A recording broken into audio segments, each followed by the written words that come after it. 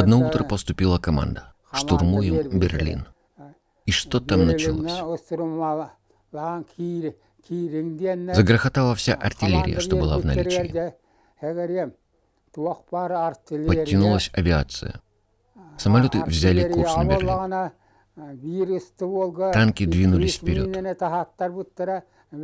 Вот тогда-то я и увидел воочию и ощутил всю силу и мощь Советского Союза. Радость была безграничной. Радовались все, как никогда. Казалось, это будет длиться вечно. Мы, солдаты, после Дня Победы, мы двинулись дальше в путь.